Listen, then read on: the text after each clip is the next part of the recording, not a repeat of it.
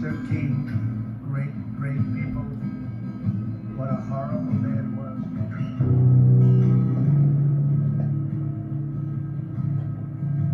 We didn't lose one person in 18 months. And then they took over the disaster, the leaving of Afghanistan. Gave Miriam the Presidential Medal of Freedom. That's the highest award you can get as a civilian. It's the equivalent of the Congressional Medal of Honor, but civilian version. It's actually much better because everyone gets the Congressional Medal of Honor. That's soldiers. They're either in very bad shape because they've been hit so many times by bullets, or they're dead. She gets it, and she's a healthy, beautiful woman. John McCain goes, "Oh boy, Trump makes my life difficult." He had 15,000 crazies show up. Crazies. He called them all crazy. I said, they weren't crazy. They were great Americans. These people, if you would have seen these people, I know what a crazy is. I know all about crazies. These weren't crazy. So he insulted me, and he insulted everybody in that room. And I said, somebody should run against John McCain, who has been, in my opinion, not so hot. And I supported him. I supported him for president. I raised $1 million for him. It's a lot of money. I supported him. He lost. He let us down. But, he lost. So I never liked him as much after that, because I don't like losers. But Frank, let me get to it. He hit me. He's not a war hero. He's a war hero. He's a war hero because he was captured. I like people that weren't captured, okay? I hate to tell you. Do you agree with that? He's a war hero because he was captured, okay? You could have, and I believe perhaps he's a war hero, but right now he said some very bad things about a lot of people. Bone spurs are nature's early warning system. In times of peace, they are almost invisible. However, at the slightest sign of war, they double in size. During the Cold War, those of us blessed with bone spurs were invaluable. By scanning the skies for Soviet strikes, our bone spurs kept America safe, proving that not all superheroes wear capes, but some of us do wear orthopedic socks. You were not able to serve in Vietnam because of a bone spur condition in your feet.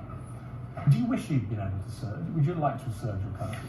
Well, I was never a fan of that war, I'll be honest with you. I thought it was a terrible war. I thought it was very far away. Nobody ever, when you're talking about Vietnam, and at that time, nobody ever heard of the country. Would you like to have served generally, perhaps in another? I would not have minded that at all. I would have been honored, but I think I'd make up for it right now. I look, $700 billion I gave last year, and then this year $716 billion. And I think I'm making up for it rapidly because we're rebuilding our military at a level that it's never seen. I'm making up for it. Something I've always missed. And, I built and helped build the Vietnam Memorial in downtown Manhattan. To me, that was a very important thing to do. But I've regretted not serving in many ways. Trump has been under fire for days after criticizing the family of a fallen soldier who challenged Trump at the Democratic National Convention. You have sacrificed nothing and no one. I think I've made a lot of sacrifices. I work very, very hard. I've created thousands and thousands of jobs, tens of thousands of jobs. Trump's reaction spurring more anger and scrutiny of his own military record. I was fortunate to really not have to go through. This was during the Vietnam period, and we were in a very, very highly contested and unpopular war. June 1964, Trump registered for the draft after he graduated from the New York Military Academy. He received 4 education deferments while he was at Fordham and Wharton. Then, September 1968, Trump, starting his real estate career, got a medical deferment because of a bone spur in his foot. I had deferments because of college, like a lot of people did. Numerous deferments because of college, and I had a foot thing, and I had deferment because of college, like a lot of people did. Numerous deferments because of college, and I had a foot thing, and I had deferment because of college, like a lot of people did. Numerous deferments because of college, and I had a foot thing, and I had deferment because of college, like a lot of people did. Numerous deferments because of college, and I had a foot thing, and I had deferment. Despite the fact Trump had been active in various sports, including basketball and baseball. The battles have no fixed front. Trump often explains it was his high draft number, 356, which spared him from going to Vietnam. That was an amazing period of time in my life. I was sitting at college watching. I was going to the Wharton School of Finance, and I was watching as they did the draft numbers, and I got a very, very high number, and those numbers never got up to. But as it turns out, the draft lottery was never a factor when Trump was in college. According to Selective Service records obtained by CNN, Trump had been out of school for 18 months before the lottery even began. The Republican candidate prides himself on being a champion for veterans. And we're going to take care of the vets, believe me. We're going to take care of their medical. We're going to take care of them. Today, a veteran gave Trump his Purple Heart. I always wanted to get the Purple Heart. This was much easier. Training is like being in Vietnam. You're the equivalent of a soldier going over to Vietnam. And if you have any guilt about not having gone to Vietnam, right, we have our own Vietnam. That's right. The dating. Did you say that more people were killed by women in Iraq killed in Vietnam? Yes. Okay. That is true. And you get criticized for that statement, but that statement is very... I even went as far as to say that you're braver than any Vietnam vet because you're out there screwing a lot of women. Oh, come on. Congressional Medal of Honor in actuality. He's not a war hero. He's a war hero. He's a war hero because he was captured. I like people that weren't captured. He couldn't remember my husband's name.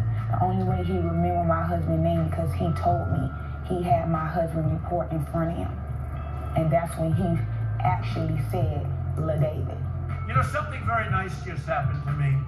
A man came up to me and he handed me his Purple Heart.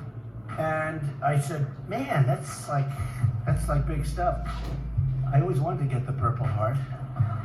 This was much easier. Ask the question that many, many chiefs who are all around the world ask on a daily basis, but that the president needs to be asked with great respect. And that question is quite simply, what is wrong with you? Really, what is the malfunction of this president? I mean, this is not the first time we've sat here. And as any chief in this world, that is exactly what I would like to know. Because as commander-in-chief, he is endangering our soldiers, sailor, airmen, and Marines. And you know what? He doesn't respect them.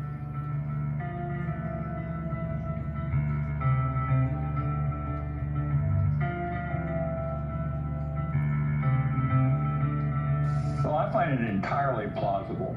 I mean, President Trump has been a disaster in national security.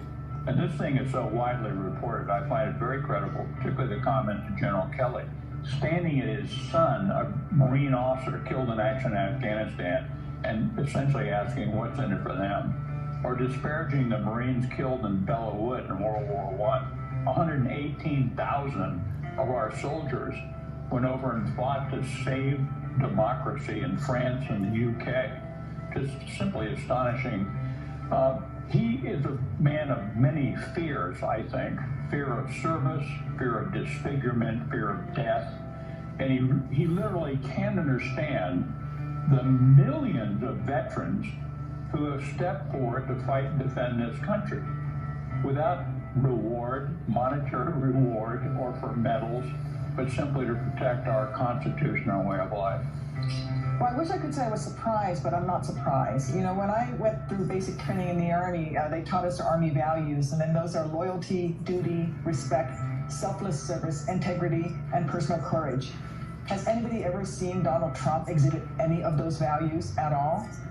No, in any situation, whether it has to do with the military or not. And so I'm not surprised that he would say these things, but it is absolutely unacceptable in the Commander-in-Chief of the United States to say such thing about the heroes who've served in uniform. And think about what this does to morale, but also think about what it means to the man who's in that situation.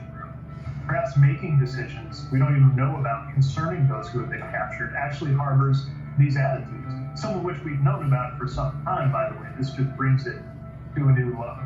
And so the conversation I think we need to have in particular is with folks who may have just voted Republican for their whole lives because that's what's normal in their community, and in particular, that's what they have expected that military families would do. I think it's very revealing that even before these shocking revelations, news has come out that the president has lost the support of military members and their families. More harshly than we've heard from him. And Chuck, I'm still in the gym where Bob just spoke, and being in the room, you could really feel the mood shift in here as he started off his remarks. We knew he was going to talk about the reporting in the Atlantic and what the president allegedly said. So you could feel his anger. It was palpable in this room, verbally lashing the president for allegedly calling dead soldiers losers and suckers. And he did this as both a former vice president, but also as a man whose son served in the military.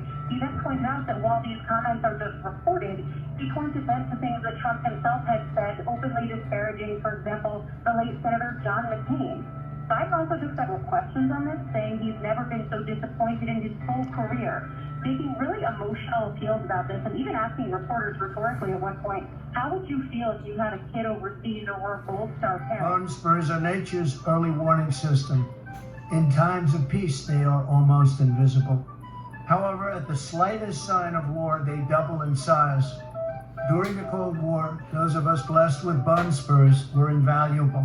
By scanning the skies for Soviet strikes, our bone spurs kept America safe, proving that not all superheroes wear capes, but some of us do wear orthopedic socks.